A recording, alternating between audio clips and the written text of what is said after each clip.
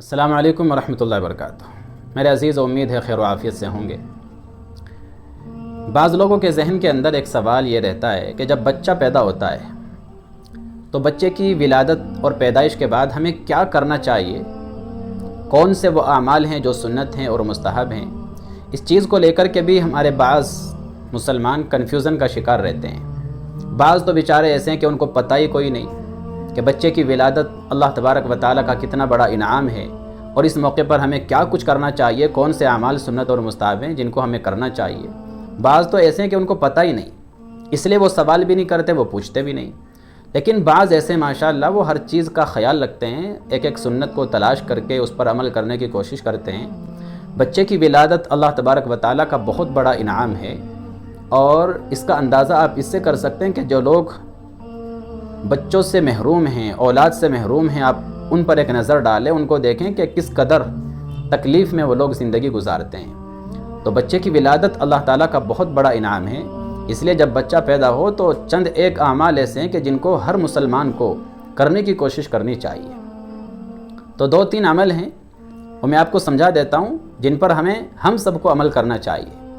Number 1، سب سے پہلے جب بچہ پیدا ہو، بچے کو نہلا کر، دھلا کر، پاک صاف ستھرے کپڑے پہنا کر، اس کو گھر کا کوئی بھی ذمہ دار آدمی، دیندار آدمی جس کو اذان آتی ہو، اقامت آتی ہو، اس بچے کو گود میں اٹھا کر قبلہ رخ ہو کر بیٹھ جائے یا کھڑا ہو جائے، بیٹھ جائے یا کھڑا ہو جائے، یعنی قبلے کی طرف رخ کر کے بچے کو گود میں لے کے چاہے تو کھڑا ہو جائے، چاہے بیٹھ جائے، دونوں آپشن جائز ہیں۔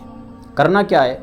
کرنا یہ ہے کہ دائیں کان میں بچے کے اذان دی جائے گی اور بائیں کان میں بچے کے اقامت بولی جائے گی، اور اتنی زیادہ زور سے چلا کر نہیں کہ آس پاس کے لوگ بھی ہنسنا شروع کر دیں یا بچے کو کوئی تکلیف پہنچ جائے، بس اتنی زور سے کہ بچے کے کان تک آواز پہنچ جائے۔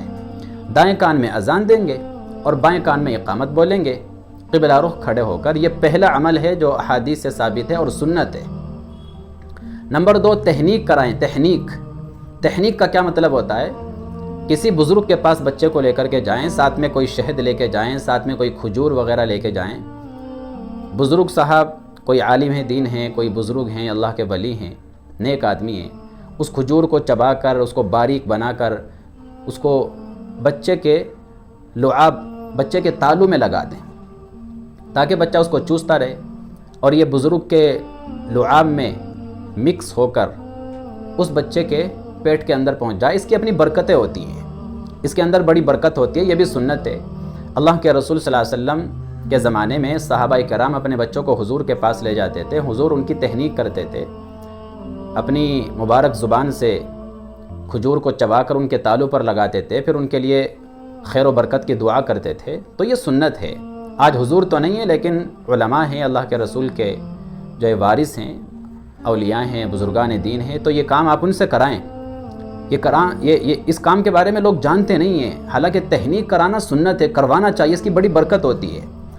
اور یہ یاد رکھیں کہ تحنیک کھجور سے بھی کر سکتے ہیں اور شہد سے بھی کر سکتے ہیں، دونوں طرح سے کرنا جائز ہے۔ تو دوسرا عمل ہے تحنیک کرانا، اس کو بھی کرنا چاہیے، یہ بھی سنت ہے۔ اور تیسرا عمل ہم سب جانتے ہیں، وہ ہے عقیقہ۔ یہ 7ویں دن کا عمل ہے۔ یہ پہلے جو 2 عمل ہیں یہ تو پہلے ہی دن یا دوسرے دن آدمی کو کر لینے چاہیے، لیکن یہ جو عقیقہ ہے یہ 7ویں دن کرنا چاہیے، 7ویں دن سنت ہے۔ اللہ کے رسول صلی اللہ علیہ وسلم نے حضرت حسن اور حضرت حسین رضی اللہ عنہما کا 7ویں دن عقیقہ فرمایا تھا۔ تو ہمارے یہاں بھی جب بچے کی ولادت ہو تو 7ویں دن اس کا عقیقہ کرنے کی کوشش کرنی چاہیے۔